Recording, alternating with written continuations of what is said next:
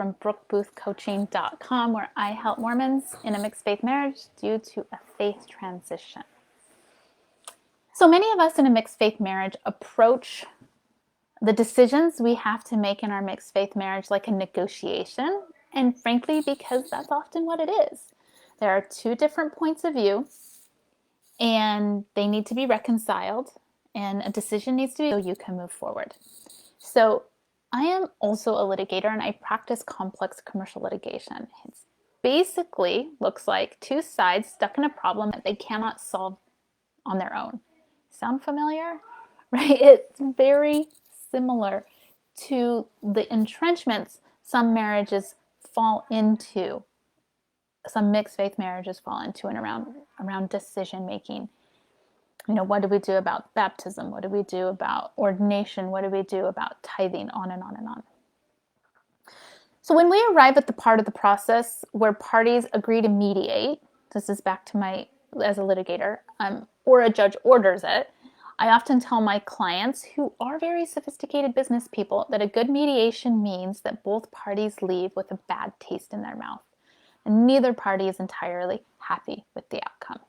Now, this is really good advice for two commercial parties who never have to do business with each other ever again, and we're just cleaning up a mess. So separate ways. This is terrible advice for two partners in a committed relationship who want to live together and connect emotionally and really have a great marriage. But for some reason, this is how we approach negotiations sometimes in our marriage, and this is how we approach decision making.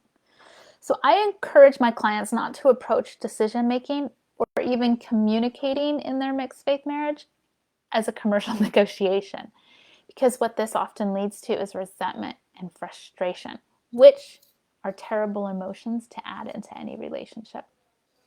And you may be thinking, well, what about compromise? Isn't a compromise basically just a sort of a homespun word for a negotiation and a commercial negotiation? And I want to say it depends. It depends. So let's talk about it. Let me share with you how I recommend making decisions in a mixed faith marriage and how compromise may play into that. First, consider is, can you believe that there are solutions to the issues you face?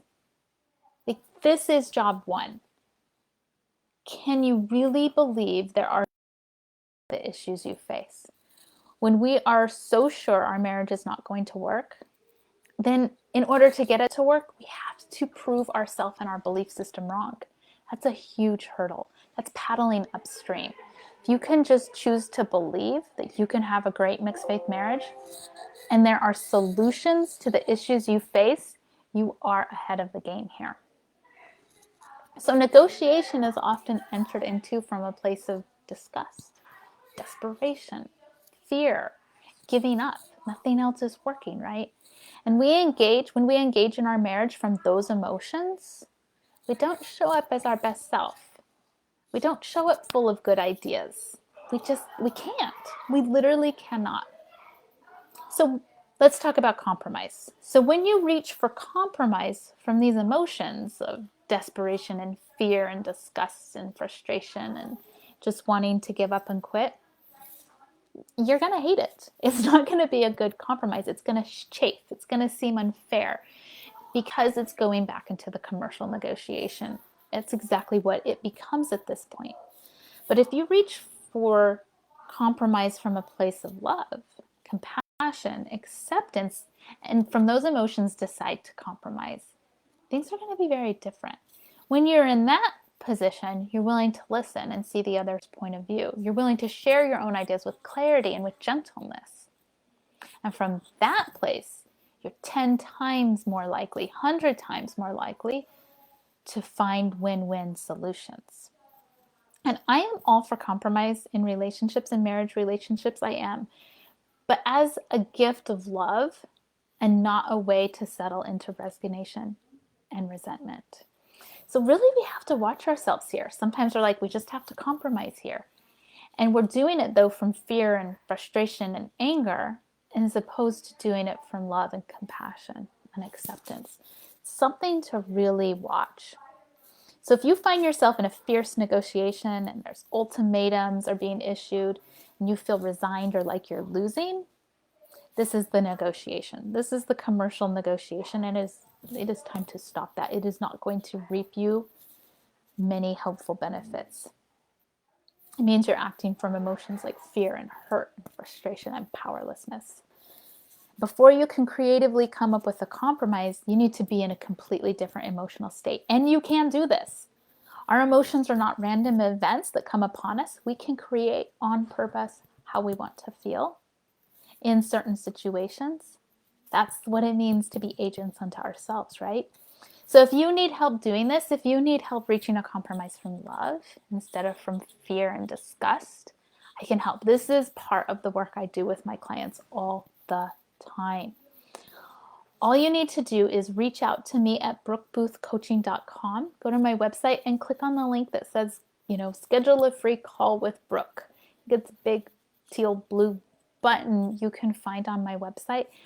And let's get on a call together. We'll take about an hour and we'll really explore the decision-making process in your marriage, like the negotiation process, where you are in your current mixed faith marriage, where you want to be. And we'll decide if what you are the skills and things you need to develop to really get you there. And if coaching is going to be helpful in developing those skills. And I would say almost 99.9% of the time, those skills involve things like this: communicating, decision making, really choosing on purpose what kind of emotion from which you're making those decisions and from which you're communicating. That makes all the difference. So like I said, go to my website, brookeboothcoaching.com, and grab one of those free calls. And we will get you started on the path to compromising from a place of love and not negotiating from a place of fear. All right, wishing you the best.